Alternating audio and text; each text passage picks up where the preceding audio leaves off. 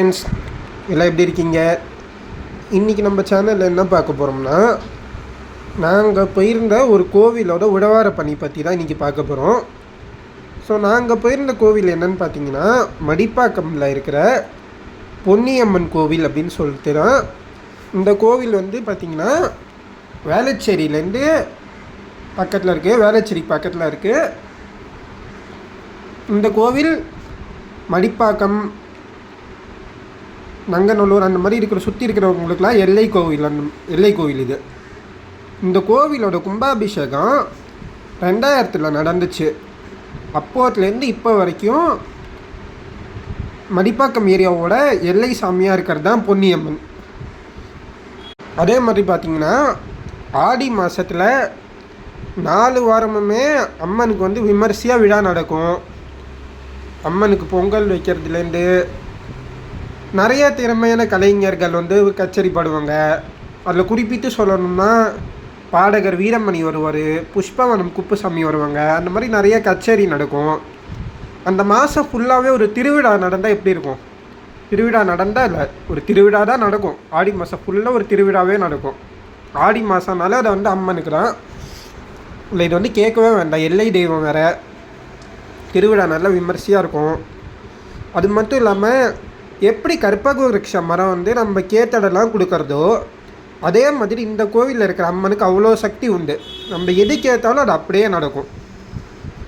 உதாரணத்துக்கு நல்லா படிக்கணும்னு வேண்டிக்கிறோம்னா அந்த எக்ஸாமோ இல்லை அடுத்த ஒரு எக்ஸாம்லேயே நம்ம கண்டிப்பாக நல்ல மார்க் எடுப்போம். அந்தளவுக்கு அந்த அம்மனுக்கு சக்தி இருக்குது. இதில் நாங்களே வந்து நிறையா அந்த அம்மன் கிட்ட கேட்டு நிறைய நடந்திருக்கு.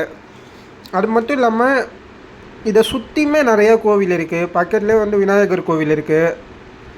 அம்மன் பக்கத்தில் விநாயகரும் இருக்கார்.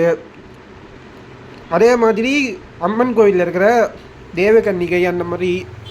அதே மாதிரி ஆடிப்பெருக்கும் சரி, தைப்பூசம், ஒவ்வொரு நாளுமே அம்மனுக்கு வந்து விசேஷமான நாள். இப்போ கூட அடுத்த மாதம் நவராத்திரிக்கான ஹோமம் நடக்க போகிறது. 4 ஜூன்லேருந்து 6 ஜூன் வரைக்கும் நவராத்திரி ஹோமம் நடக்க போகிறது. யாரெல்லாம் முடியுமோ கோவிலில் போயிட்டு அந்த ஹோமத்தில் பங்கேற்று அம்மன் அருள் பெற்று, உங்களால் மட்டும் முடிஞ்ச இல்லாமல் உங்கள் குடும்பத்தையும் கூட்டின்னு போய் எல்லோரும் அம்மனோட அருள் பெற்று நல்லா ஹாப்பியாக இருக்கணும். நம்ம வேண்டது எல்லாமே அந்த அம்மன் கொடுப்பா. இதெல்லாமே அந்த கோவிலில் இருக்கிற அம்மனோட சிறப்பு அம்சம். இன்றைக்கி நாங்கள் போன உழவர பணி பற்றி பார்க்கலாம். நான் வந்து பார்த்திங்கன்னா ஒரு 3 வாட்டி வேறு கோவிலில் உழவர பணிக்கு போயிருக்கேன். முதல் வாட்டி கீழ்கட்டளையில் இருக்கிற ஒரு கோவிலுக்கு போயிருந்தேன். 2வது மடிப்பாக்கத்தில் இருக்கிற சிவா விஷ்ணு கோவிலுக்கு போயிருந்தேன். இன்றைக்கி பொன்னியம்மன் கோயில் உழவர பணிக்கு போயிருந்தோம். இதை வந்து ஆர்கனைஸ் பண்ணுறது எம்எஸ்எஸ் ட்ரஸ்ட்டு. எம்எஸ்எஸ் ட்ரஸ்ட்டில் உழவார பணி குழுன்னு ஒரு குழு இருக்குது. அந்த குழுவில் ஒரு 20 பேர் சேர்ந்து இந்த மாதிரி மாதம் கடைசி ஞாயிற்றுக்கிழமை ஒவ்வொரு கோவிலாக போய் உழவார பணி செய்கிறாங்க. நான் இது வரைக்கும் ஒரு 3 உழவார பணி கோவிலுக்கு போயிருக்கேன். அந்த மாதிரி நீங்களும் போங்க, கோவிலை சுத்தமாக வச்சுப்போம். கோவில் மட்டும் இல்லை, நம்மளால் முடிஞ்சால் அந்த கோவிலுக்கு பக்கத்தில் இருக்கிற இடத்தையோ நம்ம இருக்கிறதுக்கு பக்கத்தில் இருக்கிற இடத்த சுத்தமாக வச்சுட்டாலே போகிறோம். அதுதான் எல்லாருமே எதிர்பார்க்கறது. இருக்கிறதுக்கு பக்கத்தில் இருக்கிற இடம் சுத்தமாக இருக்கணும். நம்ம இருக்கிறதுக்கு பக்கத்தில் இருக்கிற இடம் சுத்தமாக இருந்தாலே நம்மளோட சுற்றுச்சூழல் நல்லாயிருக்கும், காற்று மாசு இல்லாமல் இருக்கும்.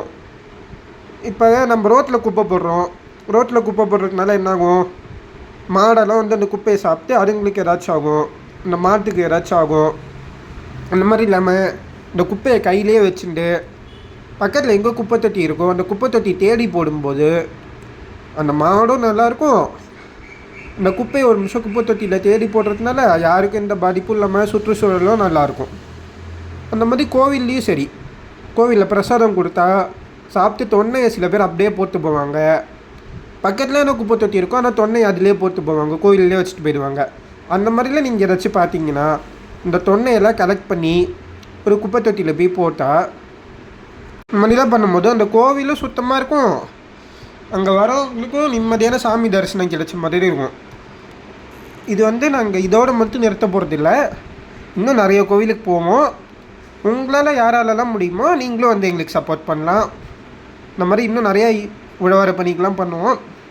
அதனால் எல்லோரும் உங்கள் சுற்றுப்பற்ற சுத்தமாக வச்சுக்கோங்க. சுற்றுச்சூழலை பாதுகாப்போம்.